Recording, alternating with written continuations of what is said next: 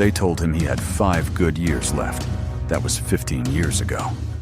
He's still standing, still speaking, still living. This is Living with Parkinson's, the good, the bad, and the reality.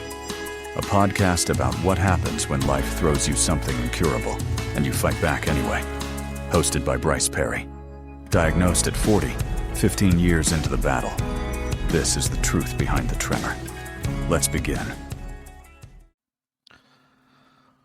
I've had Parkinson's for 15 years, and my doctor has never once told me what stage I'm in. Not once. And you know what?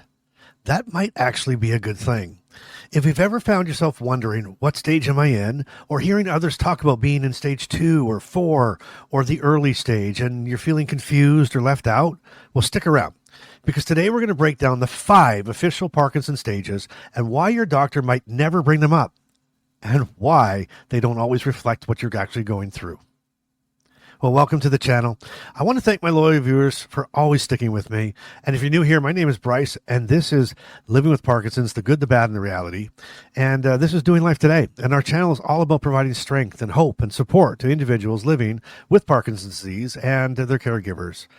You know, I share motivational stories, tips, and real talk to help you navigate life with Parkinson's. And if that sounds like what you need, then go ahead and subscribe, because today's episode is a big one. Why my doctor never told me what Parkinson's stage I'm in 15 years. And I want to get right into it.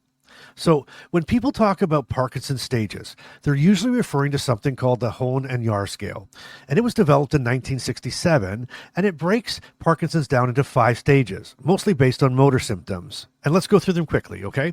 Stage 1, symptoms on one side of the body, might be a tremor, slight stiffness, pretty mild overall.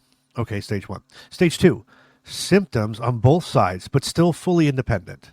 Stage 3, balance issues begin. You might have some falls, but you're still walking and you're functioning on your own. Okay. Stage 4. Things get more limiting now. You may still walk, but daily tasks become harder. Okay. And stage 5. You likely at this stage need a wheelchair or assistance to stand and move safely. Okay. Now that's the textbook version. But as you know, and if you've been with me and watched any other broadcast, you know, Parkinson's doesn't live in a textbook. Now, let's be honest. Some days I feel like I'm in stage 1. I'm moving, I'm filming, I'm grooving, right? Other days I freeze up in the hallway with one sock on, a spoonful of peanut butter in my hand, and a blank stare as like I forgot what year it was. Parkinson's isn't linear. It's not like you move from one clean stage to the next, like chapters in a book. It's more like, well, you remember those old CD players that would randomly skip tracks while you were listening to them? That's Parkinson's, right? You're listening to track 3, and suddenly it's like, surprise, you're on track 9. And I was going to hum a few bars, but you'd probably flip the channel. But one morning, you know, I feel like I'm 40 again. The afternoon, I feel like I'm 90. And nothing changes but time and the tension in my neck, right? That's the only thing. The only difference is time. So why don't most doctors talk to you about what stage you're in? Well, there's a simple answer. Because because it's not actually that helpful. Let me say that again. Why are some doctors not talking about it? And why don't I ask people, or why don't I talk about it? Because it really is not helpful. You know, I once asked my neurologist if he thought I was at stage 3. And this is what he said. He looked at me and he said this: Bryce, I treat the person in front of me, not the stage that they're supposed to be in. And that stuck with me. Most neurologists today don't use staging in everyday conversation. And here's the reasons why. Because number 1, it doesn't account for non-motor symptoms like sleep issues and cognitive changes or mood. Number 2, it doesn't guide treatment all that well. And number 3, it can be emotionally discouraging for a patient. You know, especially if you're somebody, someone who hears this, like, you're stage 4, right? And think that means that they're beyond hope, which isn't true. Like, I'm in stage 4. Oh my God, there's only 5 stages. I've got 1 year left. What am I going to do? You know, and I'm done. So let's talk through that. If doctors don't bring it up, then why do we talk about it so much in the Parkinson's community, right? You know why? Because it gives us a sense of location. It's a reference point, a way to measure where we think we are. It's a form of control in a disease that feels totally uncontrollable. But it also creates comparison and sometimes even judgment. I once got a comment that said, you say you've had Parkinson's for 15 years. Well, you don't look like you're in stage 5. As if my credibility depended on being visibly worse, right? Listen, no one gets a trophy for advancing faster. Parkinson's progression is not a competition.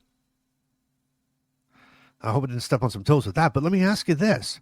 Has your doctor ever told you what stage you're in? Right? In the comments.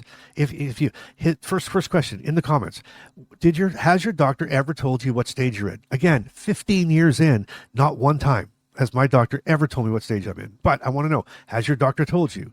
And then I want you to do this. End the comment. Yes or no. Well, yes, my doctor has told me. No, he hasn't. Okay? Now listen, this is your next comment. Was it helpful or just confusing? Drop it in the comments. And remember, I read every single comment. I reply and read to every comment. So let's get a conversation started. I want to know. Maybe I'm all by myself out here. Maybe I'm by myself, but let me know. Drop it in the comments. Okay. Now, what should we focus on instead? Instead of chasing a stage, I'd rather focus on this. How am I feeling today? Are my meds still working? What's getting harder lately? What can I still do on my own? And what do I need help with? Okay. These are the questions that lead to action, to better care. Now, if you weren't paying attention, you said, what leads to action, better care? Go back, just rewind and listen to it again, because that's what leads to action. Okay? Not a number, not a label, but a conversation. If you want to talk to your doctor, ask this. What symptoms should I be watching more closely? What changes if my function matters most right now? Right? What changes in function matters? Oh my God. I'm getting fired up here. Can you tell that? Give me a like for that one. What changes in motor matter most right now? That's far more useful than what stage am I in? Don't waste hey, listen, you go once every 6 months for 30 minutes. Don't waste your 30 minutes trying to figure out what stage you're in. Okay? Actually, it was funny because Carmen and I were talking about this exact episode while we were eating dinner the other night. I guess I was eating. She was watching me drop my fork all the time for the third time. It was crazy. It was ridiculous. And we were just going to go with do you think you're in stage 3? Right? She finally kind of said it. And I looked at her and I said, honestly, I think that I'm in the hold the wall while you pee stage. She smiled and said, good morning. So, morning, Bryce? I said, exactly. Okay? What's it matter? With Parkinson's, stages might try to define you, but your spirit doesn't have to follow the script. Think about that. You don't have to. Who cares? I'm in stage 5. I'm doomed. I'm finished. No, you're not. No, you're not. Ask the doctor, how long stage 5 lasts? Oh, yeah? And does it last that long for everybody? We're all different. Remember that. We're snowflakes, right? We're all different. Everybody's a bit different. So there's no comparison here. It really doesn't matter what stage you're at. So if your doctor's never mentioned your stage, then don't panic. That doesn't mean you're being ignored. It might mean your care is more personalized than you realize. Think of that one. Because you are not your stage. You are not your worst day. You are not a number on a scale from 1 to 5. You're a human being doing your best, and that's more than enough. There. Now, if this episode gave you something to think about, or even made you laugh, or made you fired up, then hit the like button and share this with somebody that you care about, and subscribe to the channel. And if you want to go deeper, get into the inner circle. Come on, we meet live on Zoom. Zoom in with me. There's chats going on there. We can discuss this deeper and further. There's a link in the description below. And guess what? I'm fired up now. So until next time, I'm Bryce, doing life with you, Parkinson style, just like you. And we're not just counting stages. We're doing life today, together. Together. Now you get out there and you do some life and not care what stage you're in. Parkinson's may be part of your life, but it doesn't get to define it. Thanks for listening to Living with Parkinson's, the good, the bad, and the reality. If this episode moved you, helped you, or reminded you you're not alone, share it with someone who needs to hear it. Want to go deeper? The Inner Circle is waiting. Monthly Zoom calls, 24/7 community, and a direct line to Bryce. You'll find the link in the show notes. Until next time, keep showing up and keep doing life today.